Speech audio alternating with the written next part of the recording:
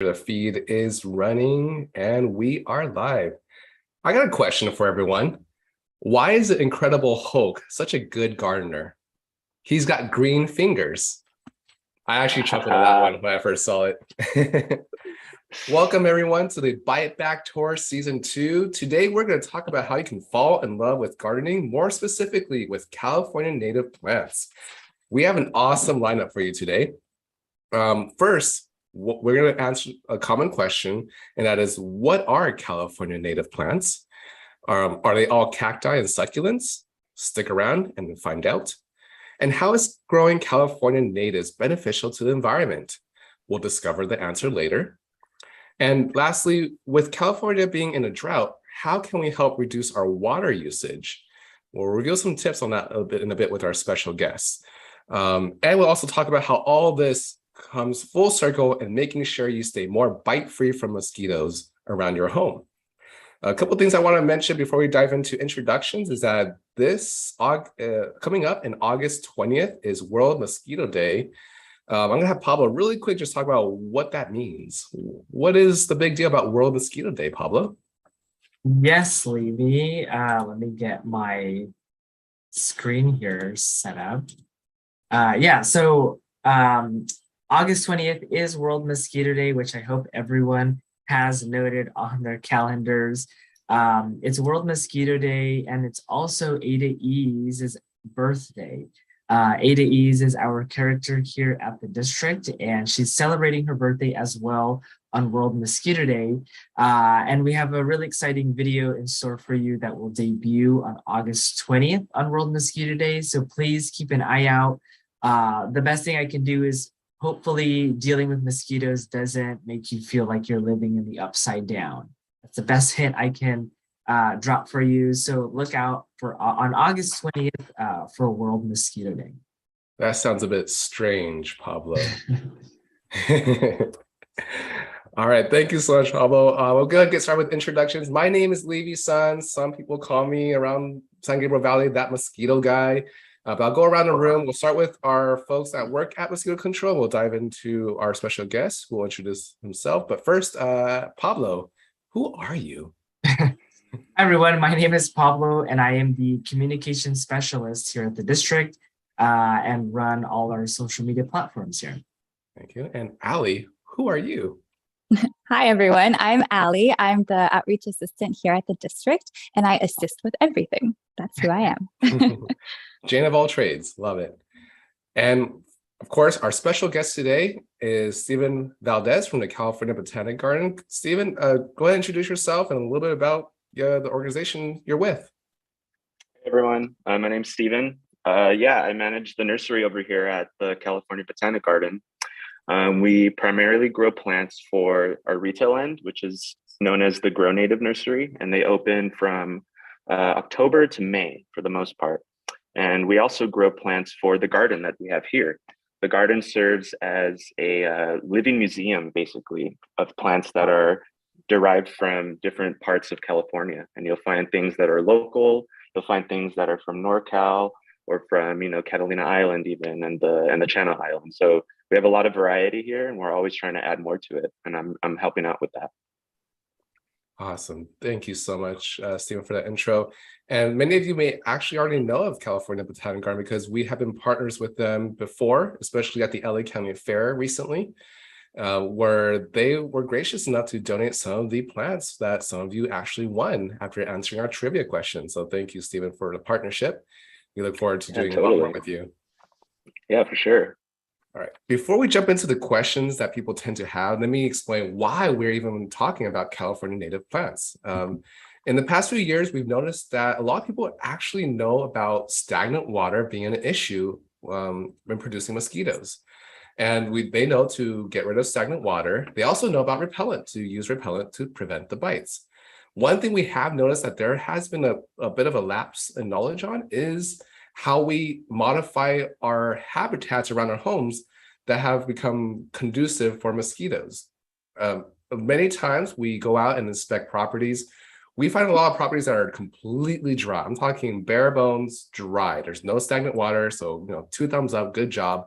Unfortunately, many of these properties around San Gabriel Valley end up being almost like tropical Jurassic Park jungles because it's so dense with tropical plants and subtropical plants that it provides a lot of shade and, most importantly, humidity.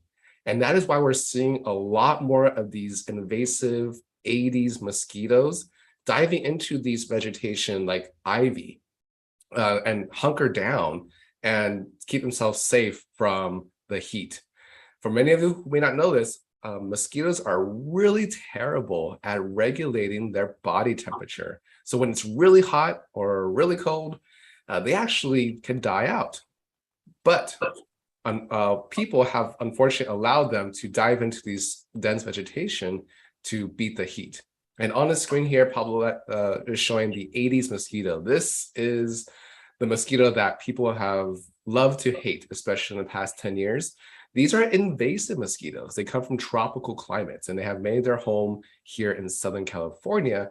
And these Aedes mosquitoes are also known as ankle biters. People recognize them by their distinct black and white spots or striping, and they bite very aggressively. So if you walk outside for 30 seconds and you go grab your mail, you walk back and you already have 6 or 7 bites on your leg.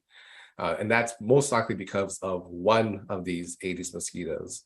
And what's really interesting is that these Aedes mosquitoes are very pervasive now throughout San Gabriel Valley and Southern California, and they spread quite easily. And we'll get into that some more, but reason why we want to bring in Stephen from the California Botanic Gardens is because we want to recognize that there's a way beyond just using repellent and dumping out stagnant water to prevent mosquitoes from hunkering down around your home. And one really sustainable, eco-friendly way that also protects our pollinators is to go California native plants. So let's dive into the first question. Question that we have here is, if a resident is interested in starting a California native garden in their yard or patio, when and what is the best time to begin, Stephen? Yeah, that's a good question, and it's I would say a good starting point before getting even buying your plants or looking at plants is to kind of ask yourself some questions and gather as much information as you can. So you can start visiting some nurseries and looking around, talking to the staff there, just to learn more about the plants. But also you can go to your site, whether it's your backyard or your porch, and just kind of contemplate, like, okay, what sort of sunlight am I receiving here? What direction is the sunlight coming from? How intense is it? And for how long is my site receiving like full sun or partial sun, etc. And with regards to mosquito mitigation, you'd probably want to think about your site, especially if it's receiving north or northeast light. So if it's facing north or northeast, like towards the mountains, if you're in SoCal, then you want to consider that, because those directions typically receive the least intense light, the least intense sunlight. They typically stay cooler, more humid throughout the year, and more conducive as a result to mosquito populations thriving.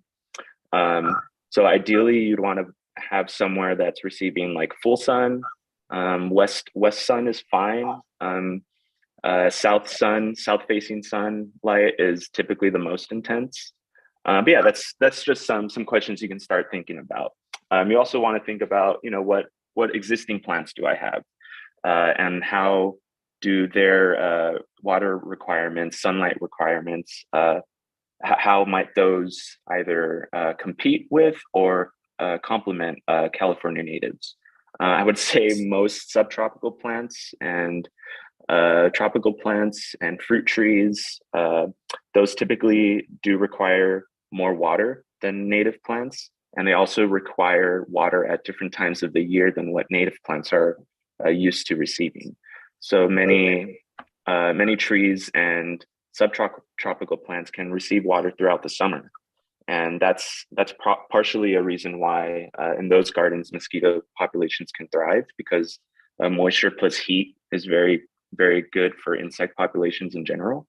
Whereas in native gardens, you typically restrict watering during the summer. You probably want to do it like most frequently once a month, something like that. So yeah, that's Wow. something you can also begin asking yourself.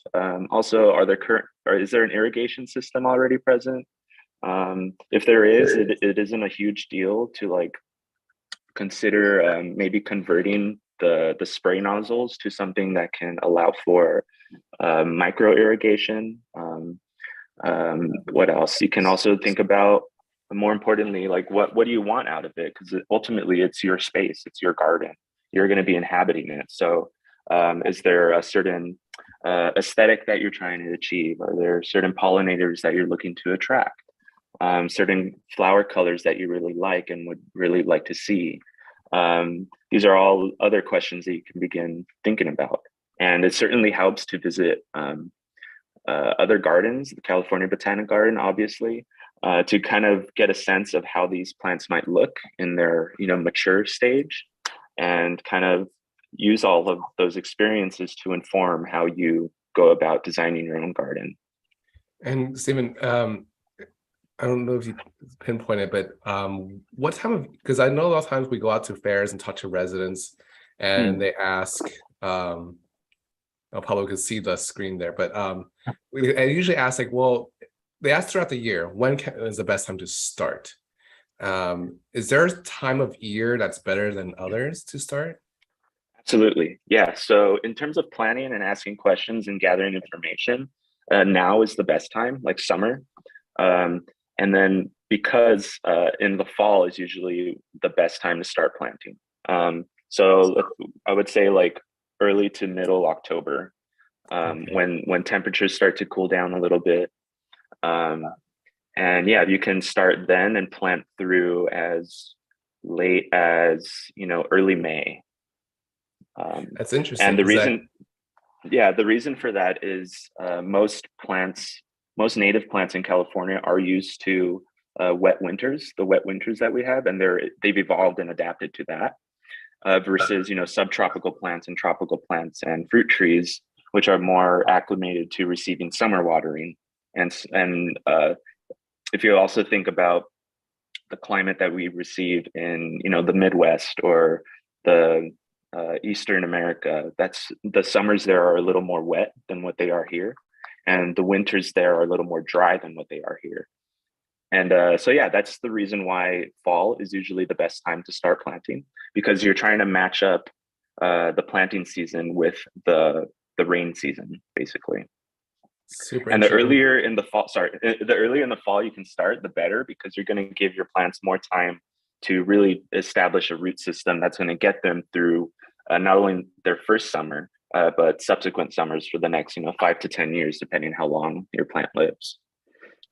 That's really interesting because a lot of people would always have that misconception that to start landscaping anything, you need to do it in the spring. That's the time to plant is spring. But it's good to know that you can start as early as fall, because here's another reason why you might want to consider this for those watching. These invasive Aedes mosquitoes, when they actually peak in activity in the fall. So contrary to what we think is mosquito season in the summer, these invasive Aedes mosquitoes have changed the game to now make fall or autumn a prime time for them to come out and start biting people, because they primarily bite people. Whereas the native mosquitoes here, they prefer to bite birds. And then if there are no birds around because of the way we urbanize, they'll bite people. But these Aedes mosquitoes don't care about the birds. They say, you know what, forget you guys. I want something that's more delicious and available, and that's people. So, and they have learned that now people come out in the fall and they go outside, they enjoy themselves at the park, in their yards, do a barbecue, whatever it is, and they will bite in the fall. So if you can actually start converting your water hungry yard to California native in the fall, you're actually answering a good question that people ask is, how can we get rid of mosquitoes around our home? And one key way is start in the fall. Thank you for the insight, Stephen. Yeah, and I'll add to that spring is also still a good planting season. And it's especially good if you're receiving, if you have very cold winters that you're reaching freezing temperatures. Spring is usually the better time to start things from seed, because if you were to sow them in the fall, depending on what you're sowing, they can be sensitive to frost. And so in that situation, spring is a perfectly fine time to start, like early spring, let's say like mid-February, somewhere like that. Good to know. If you're tuning in, this is the Bite Back Tour. We're talking with Stephen about this from the California Botanic Gardens. We're actually talking about why it's important to consider California native plants and to use that to your advantage to keep mosquitoes away from your home, but also become more water conscious. And shout out to the city of Pasadena. Thank you for retweeting us on Twitter so that more of your residents are more aware of this important topic. And if you're watching online, you're also watching on Twitter, Facebook, and YouTube. And let's go to the next question here. Right, for residents on a smaller budget and may not always have the time, but they do have some time, how can they create a California native garden? Yeah, so yeah, that's definitely a thing to think about, because a lot of California natives can grow in the ground between 5 to 10 years, and depending on your living situation, you're probably thinking about moving in the next 2 years or something, or you're also maybe worried like, oh, I don't know if I want to commit to something for that long. In which case, and also of course, budget is a thing to think about. So with all those considerations, I think that starting from seed is a really good way to kind of ease into California native gardening, specifically just starting with wildflowers. Wildflowers are typically annuals, but it's very easy to get seeds of them. They germinate fairly well compared to other plants. And yeah, like I said, they're annuals. So you're only committing to them for one growing season before they start setting seed in the summer.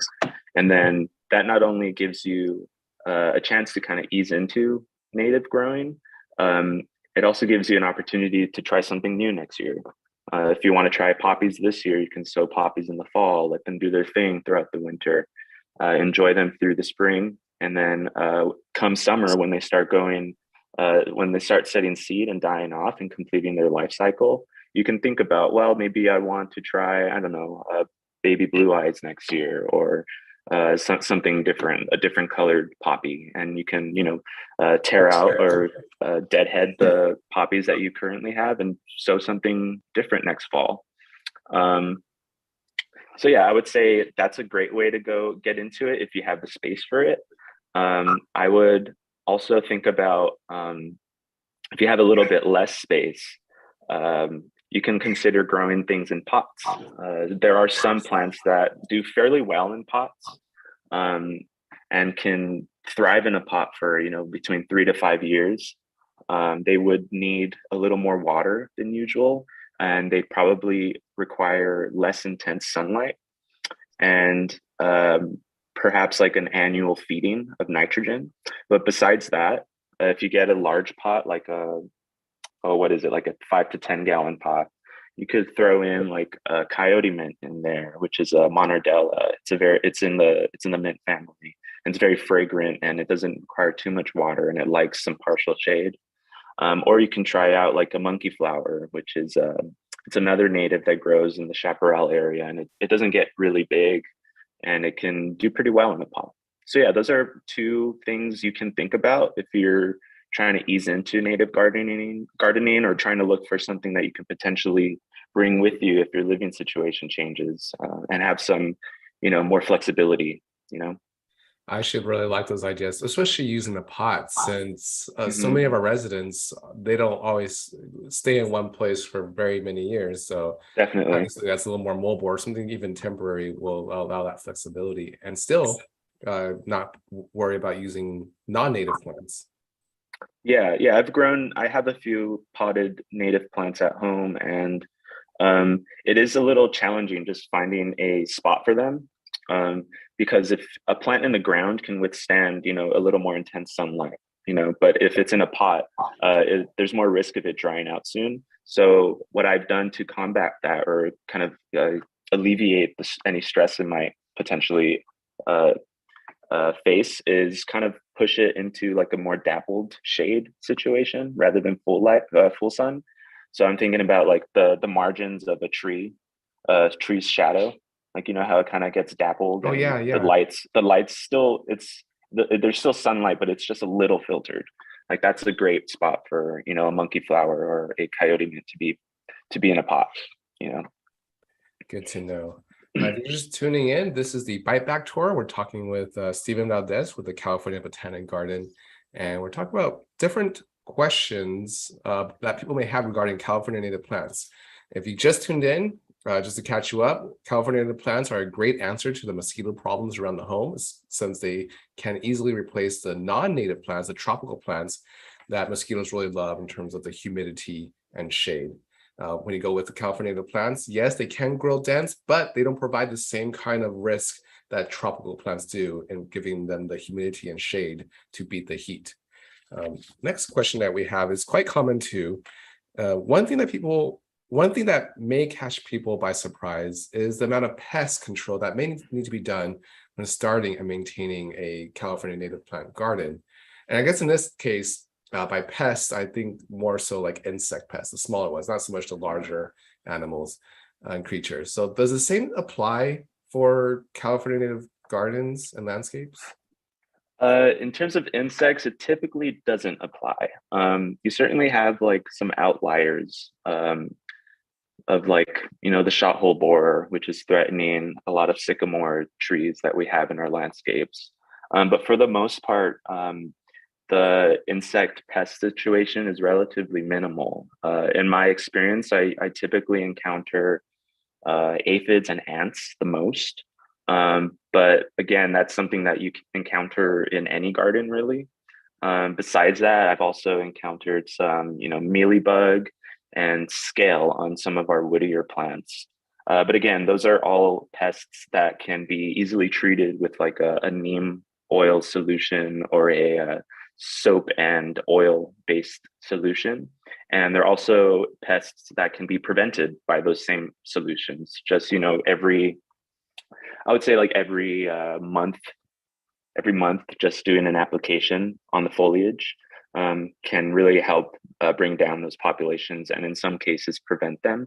Most importantly, however, you want to just follow the right plant, right place rule. You don't want to plant something that wants full shade in direct sunlight, because if you do that, it's going to become more susceptible to aphid attacks or any other pest attack.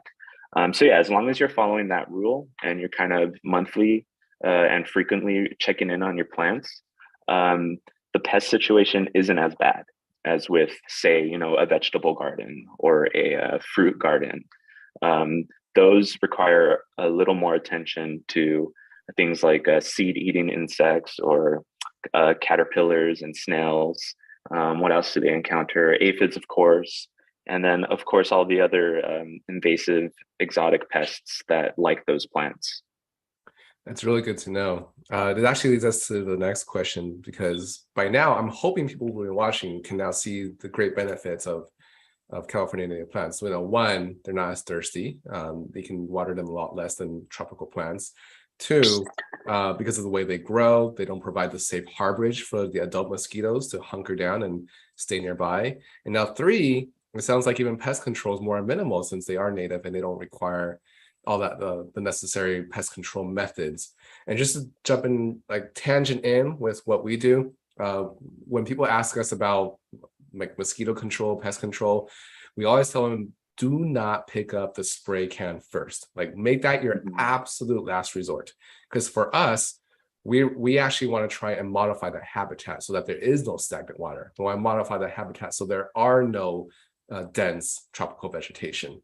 And only then, if there are absolutely no other options, will we need to consider more biological controls like mosquito fish, or even using bacterial controls like BTI for certain water sources.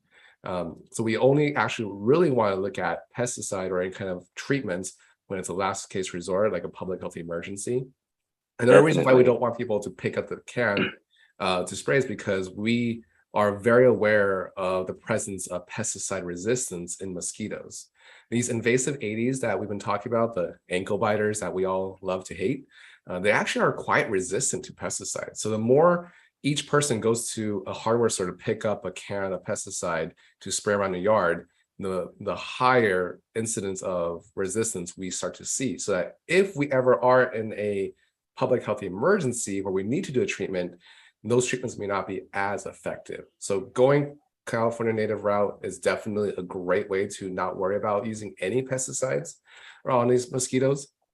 But it does lead us to the next question here, because if you're not convinced yet by this point about the importance of California native plants, Stephen, could you tell us a little bit more about what other benefits that you have seen, or what you may have heard from people who have actually dove into using California native plants? Yeah, totally. And just to kind of piggyback off of what you were saying about treating for insects, I totally agree. Like spraying anything is definitely like the last resort you want to do. Ideally, you want to be preventative with how you address any pests. That means pruning, clearing out dead waste, and yeah, just staying on top of even the slightest insect infestation you might see. But yeah, things like pests like aphids are super easy to treat with just like a blast from your water hose. Like if you just put it on a very high pressure, most of the time you can get like more than half of a population off of your plant that way. And that's one easy way to do it. You can also use for things like mealybug or scale. If you catch it early, it's very easy to just go through with like a Q-tip and some alcohol and just kind of swab the insects off of whatever tissue that they're currently attached to. Those are two very simple, non-intrusive ways to deal with those insects. And I will say, if you do have, I really like the raging waters approach. Just hose them down. Just hose them down, Yeah, it works. Yeah, surprisingly. What was I going to say? Also, if you I lost my train of thought. Oh, I'm sorry. I had something. No, you're good. You're good.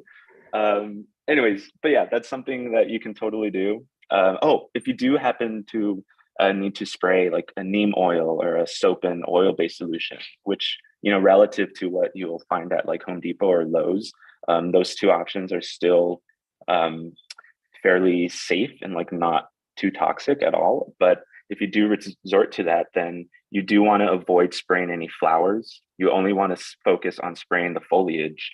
And if the plant is flowering, then try to avoid spraying the flowers, of course, and also spray in the afternoon when pollinators typically are not out. So yeah, that's basically most of the things you should consider when growing native plants. But yeah, going back to your question, if you're not convinced about the importance of native plants, one benefit that I feel not many people consider is the benefit to your soil that having a native plant can achieve.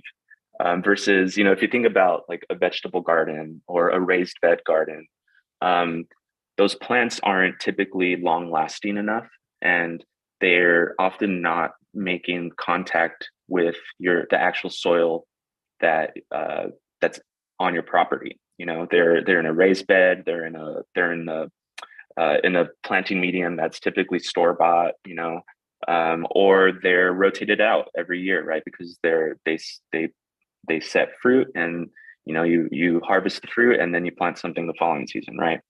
Whereas native plants, because they are perennial and they live for so long, and they can do so well in the ground because they're adapted and evolved to do so, they have a chance to really grow out their roots and really break up the soil that's beneath them.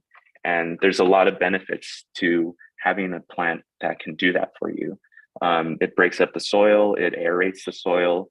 The roots, as they die off and are replaced with new roots, those dead roots become organic matter for your soil. And all that organic matter, plus any moisture in the soil, leads to more soil diversity, more beneficial fungi, more mycorrhizal fungi. And if you're thinking about like the ecological trophic structures that you're familiar with in, let's say, like a forest or in the desert, there's definitely still a trophic structure in your suburban garden, even if it's not as obvious for us. And so if you're thinking about that, then one of the lowest levels on that trophic structure are fungi, and the microscopic organisms that live in your soil. Because if you can increase that diversity and abundance at that level, then you're going to have cascading effects on the levels above. You're going to improve the populations of larvae and caterpillars and worms that can digest these new fungi and whatnot, and organic matter. And then from there you get more natural predators in your garden that feed on those worms or larvae, and things like birds and lizards. Definitely, there's so many lizards in the garden here at California Botanic Garden, and I imagine many of those feed on like different pest larvae, like beetle larvae that like to feed on roots. And actually, I kind of have a question for you guys. What's like a primary natural predator for mosquito larvae? My guess would be birds, perhaps.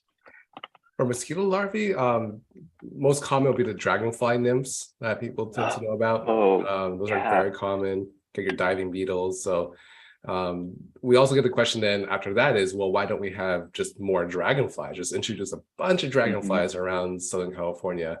And I always like to point out that the habitat for dragonflies, it is unfortunately also conducive for mosquito larvae. It's usually shallow, it's stagnant water. So introducing something like that would require that careful balance in nature. And we've seen in history, introducing certain creatures to an area in overabundance or trying to counterbalance another one can always lead to some drastic results that we don't tend to like.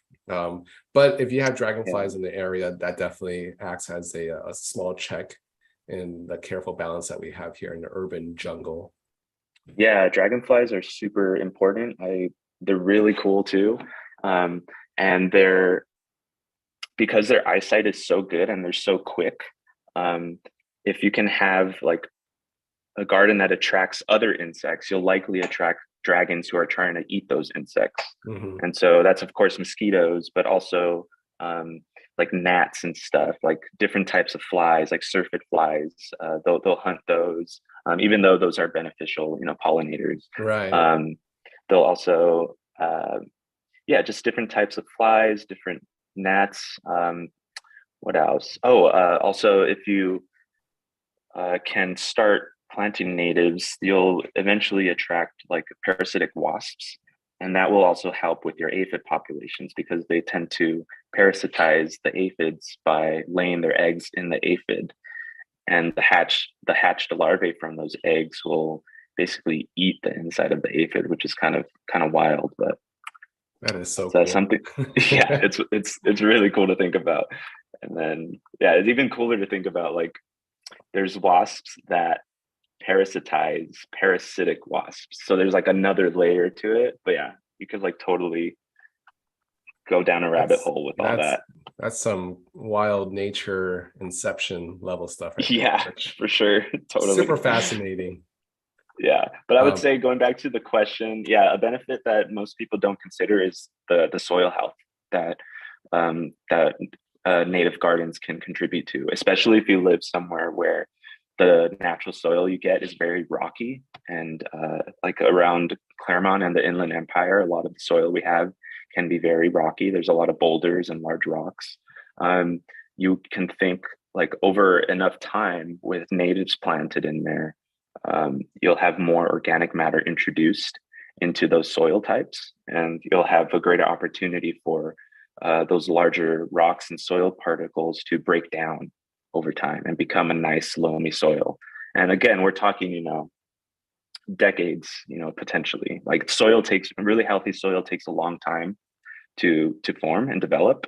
But I mean, the best time to start, is now. Awesome. Thank you for the insight. It's actually quite amazing how it's almost like the gift that keeps on giving when you go California native plants. It has a cycling effect throughout the year.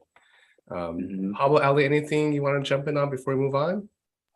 Yeah, I just want to kind of connect it to mosquitoes for a bit. Like by reducing that climate for mosquitoes in your yard, you're bringing a lot of beautiful, not only plants, but beautiful biodiversity back to your doorstep. And I think having that balance, like you were saying, Levy and Stephen, that balance of life in your backyard is a really beautiful thing to witness. So not just the awesome scientific aspect of it, but also including the natural beauty that, was once originally in California. So just to promote that a bit. Yeah. Totally. Yeah. In the garden, you can think about it as being like a niche. There's certain niches in your garden, different environments that different insects prefer to inhabit. And so if you're thinking about mosquitoes, you want to try to influence these niches and manipulate them so that those mosquito populations can be kind of displaced and over time decreased and occupied by something else, by a pollinator or by a natural predator or something like that. Yeah, and adding to that, I think,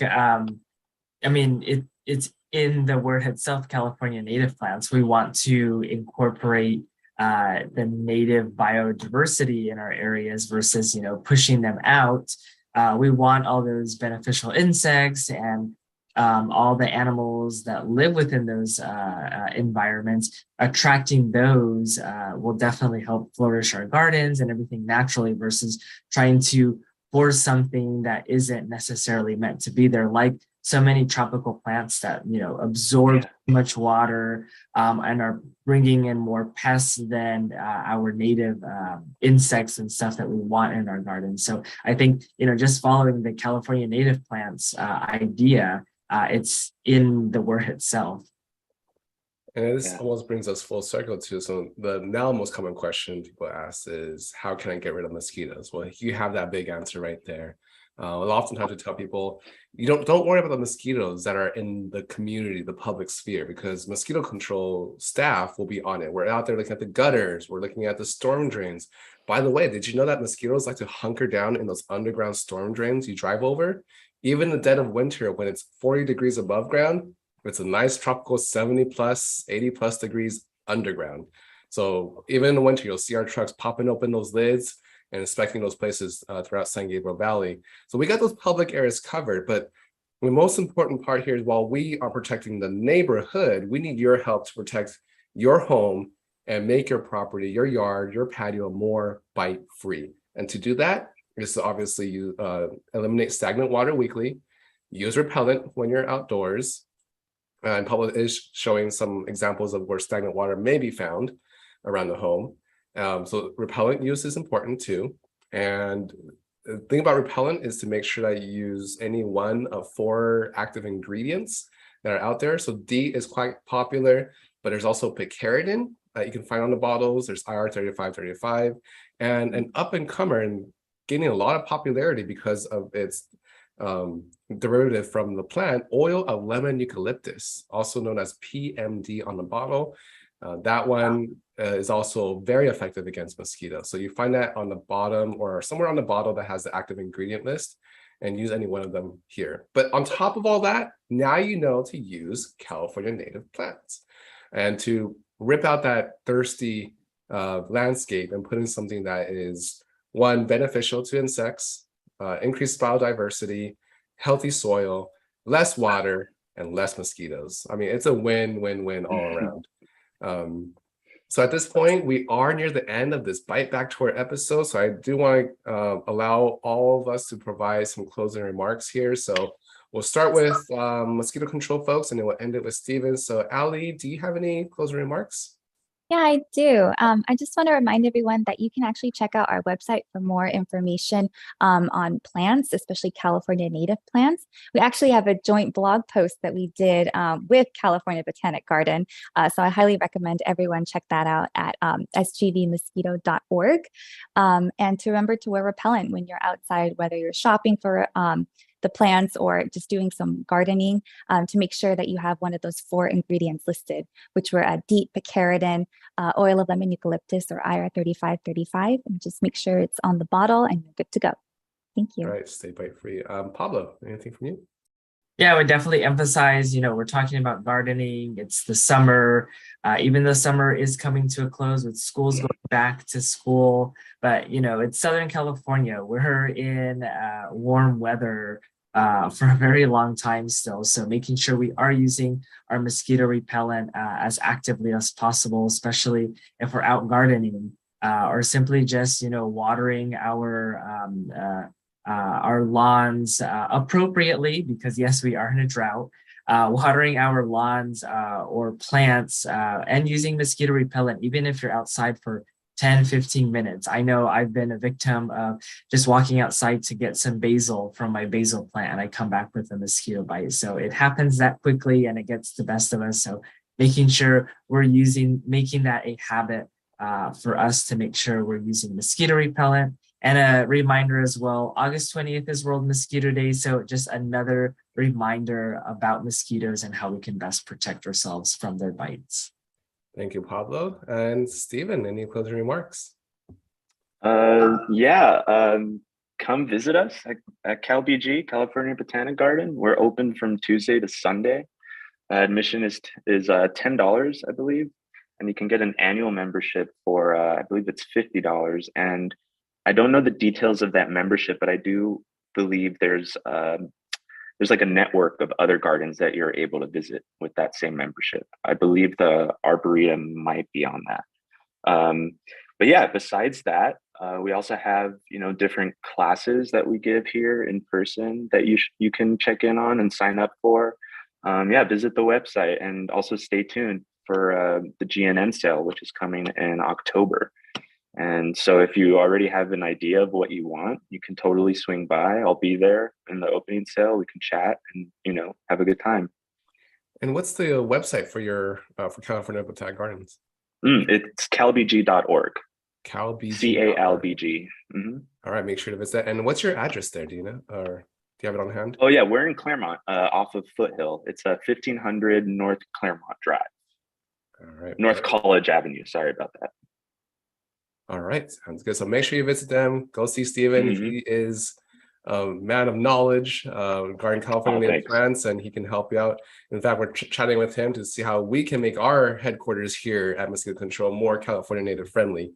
And one more thing that I'll add to, I believe we mentioned it earlier, but the California Botanical Gardens was one of our partners for the LA County Fair earlier this year and gave us tons of plants that a lot of our residents were able to take home via a trivia question. So watching, if you have your plants, we want to see how those plants are thriving in your yards. Let us know how you're doing, or let Stephen know at the California Botanical Garden where you got your California native plant.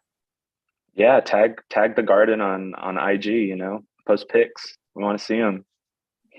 Nice. Very cool. Thank you everyone for watching. This was the Bite Back Tour. This is our second to the last episode of the year.